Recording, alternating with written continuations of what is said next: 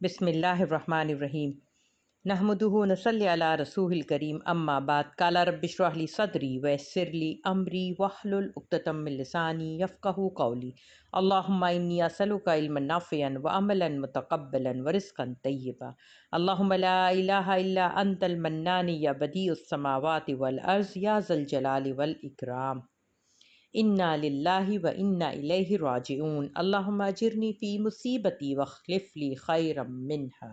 अज़ीज़ सामीन, अस्सलामु अलैकुम व रहमतुल्लाहि व बरकातुहू।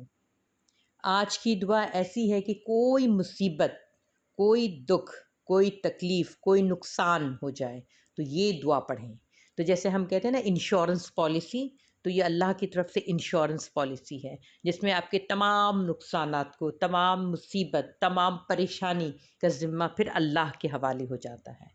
देखिए उम्म सलमा रज़ी अल्लाह ताला अन्हा फरमाती हैं, जो हमारी उम्महातुल मोमिनीन है उम्म सलमा रज़ी अल्लाह ताला अन्हा, वो कहती हैं कि मैंने रसूलुल्लाह सल्लल्लाहु अलैहि वसल्लम को फरमाते सुना कि अगर किसी मुसलमान पर कोई मुसीबत आए और वो ये कहे जिसका अल्लाह ने उसको हुक्म दिया है, यानी इन्ना लिल्लाहि व इन्ना इलैहि राजिऊन अल्लाहुम्मा अजिरनी फ़ी मुसीबती वख़्लिफ़ ली खैरम मिन्हा, बेशक हम अल्लाह के लिए हैं और हम उसी की तरफ लौटाए जाएंगे। ऐ अल्लाह, मुझे मेरी मुसीबत में अजर दे और मुझे इसका नेमुल बदल अता फ़रमा। तो वो फरमाती हैं कि जब अबू सलमा फ़ौत हुए, अबू सलमा और उम्म सलमा रज़ी ताला अन्हुमा अजमईन, ये दोनों में लैला मजनू वाली मोहब्बत थी। ये लोग, ये ख़ानदान ऐसा था जो सबसे पहले हिजरत किया था और हिजरत में इन्होंने बड़ी कुर्बानी दी थी। आप लोग, तमाम लोगों को मैं रिक्वेस्ट करूँगी, जो लोग सुन रहे हैं, कि रमज़ान बाद या जब भी आपको मौका मिले तो उम्महातुल मोमिनीन सीरीज़ को ज़रूर सुनिएगा। तो उसमें उम्म सलमा रज़ी ताला अन्हा का हमने डिटेल से लिया, वो एक ही एपिसोड में, आप उनको ज़रूर सुनिएगा। तो वो बताती हैं कि जब अबू सलमा का इंतकाल हुआ और ये बात उनको मालूम थी और उन्होंने ये दुआ पढ़ी, तो वो कहती कि मैंने अपने दिल में कहा कि अबू सलमा जैसा शौहर अब इस दुनिया में कहाँ मिलेगा और अबू सलमा वाली बात मेरे पास दोबारा कहाँ से आएगी। लेकिन चूँकि ये अल्लाह का हुक्म है, आप सल्लल्लाहु अलैहि वसल्लम ने फरमाया है, तो कह रही हैं कि मैंने दुआ पढ़ ली। मगर उनके दिल में इत्मीनान बिल्कुल नहीं था कि अबू सलमा के लेवल का कोई मुझे मिल सकता है। लेकिन वो दुआ पढ़ी क्योंकि अल्लाह का हुक्म था और उन्होंने सोचे, उस कदर उनको मोहब्बत थी अपने शौहर से, अबू सलमा से, कि वो समझ रही थी कि ऐसा दूसरा कोई सानी हो ही नहीं सकता। लेकिन अल्लाह की शान, अल्लाह की कुदरत देखिए कि किसका प्रपोज़ल उनके पास आता है, किसका रिश्ता आता है, अल्लाह के रसूल सल्लल्लाहु अलैहि वसल्लम का। और आप सल्लल्लाहु अलैहि वसल्लम का जब रिश्ता आता है तो आप ये सामीन एपिसोड ज़रूर सुनिएगा।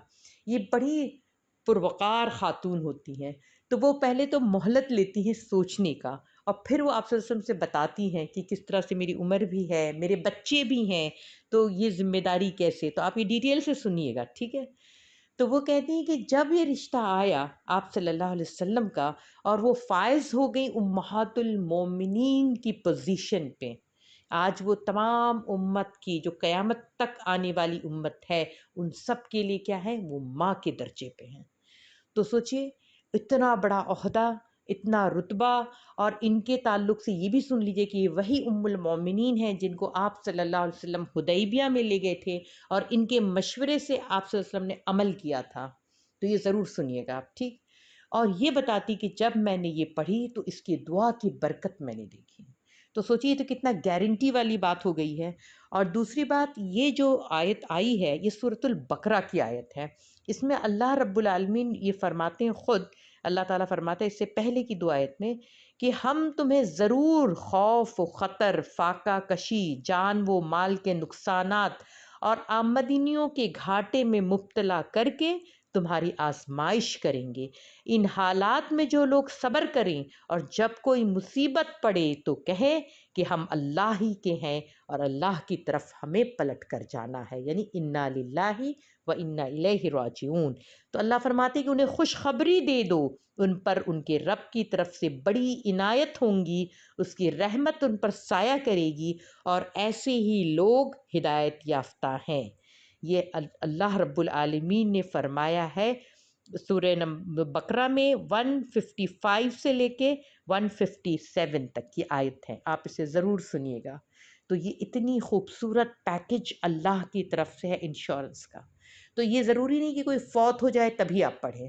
یہ کسی بھی مصیبت، کسی بھی نقصان، کسی بھی گھاٹے، کسی بھی کسی بھی قسم کی ذہنی کوفت، کسی بھی قسم کی پریشانی میں جب آپ پڑھیں تو اس کو پڑھیں، کیونکہ اللہ نے کیا فرمایا ہے کہ میں تمہیں ضرور خوف سے، خطر سے، فاقہ کشی سے، جان اور مال کے نقصانات سے تمہاری آزمائش کروں گا. اور پھر جو لوگ صبر کریں اور یہ بات کہیں. تو جب بھی ایسی کوئی گھڑی آئے، یہاں تک کہ آپ کچن میں کام کرتے ہوں، آپ کا کچھ ٹوٹ پھوٹ جائے، آپ کو کسی نے ایسی بات کہہ دی کہ آپ کو دلی تکلیف ہو گئی، رنجش ہو گئی ہے، سیدھا اللہ سے باندھیے، اللہ سے تعلق کریے اور اللہ کی طرف رجوع کریے اور یہ بات کریے. اور کوئی اذیت ہو، کوئی پریشانی، کوئی کام ایسا ہے جو ہو ہی نہیں رہا ہے، جو بھی مشکل ہے، کوئی مسئلہ نہیں ہے، صرف انا للہ و انا الیہ راجعون اس یقین کے ساتھ پڑھیے کہ اللہ تو اس معاملے میں ہم اللہ کے ہیں اور اللہ کی طرف ہمیں پلٹنا ہے. اور پھر ساتھ میں یہ کہ اللہم اجرنی فی مصیبتی واخلف لی خیرا منہا، اے اللہ مجھے میری مصیبت میں اجر دے اور مجھے اس کا نعم البدل عطا فرما. یہ ہم اللہ سے مانگ رہے ہیں. تو کتنی بھرپور، اور کتنا بھرپور آپ کہتے ہیں نا، ایک دم انشورڈ ہو جائیے اب انشاءاللہ.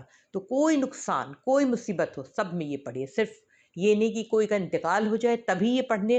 یہ آج کل کیا ہو گیا ہے کہ ایک انتقال کی یہ وہ بن گیا ہے کہ بس کسی کے انتقال پہ ہمیں پڑھنا ہے. نہیں، انتقال پہ تو پڑھنا ہی ہے، لیکن وہ کوئی اور بھی نقصان چھوٹا سے چھوٹا ہو جائے، کپ ٹوٹ جائے، گلاس ٹوٹ جائے، کسی بھی مسئلے میں ہو، ٹھوکر لگ جائے، کوئی نقصان ہو گیا ہو، کہیں جانا ہو، اپائنٹمنٹ کینسل ہو، کوئی مسئلہ نہیں، سب میں یہ پڑھیے. کیونکہ آپ صبر کر رہے ہیں، اللہ سے ہم اپنے صبر پہ اجر مانگ لیں گے انشاءاللہ. تو یقین کے ساتھ پڑھیے. بہترین قسم کا انشورنس ہے دنیا اور آخرت کا. اس کو اچھے سے یاد کر لیجئے اور ہمیشہ پڑھتے رہیے. جزاک اللہ خیر. شکریہ.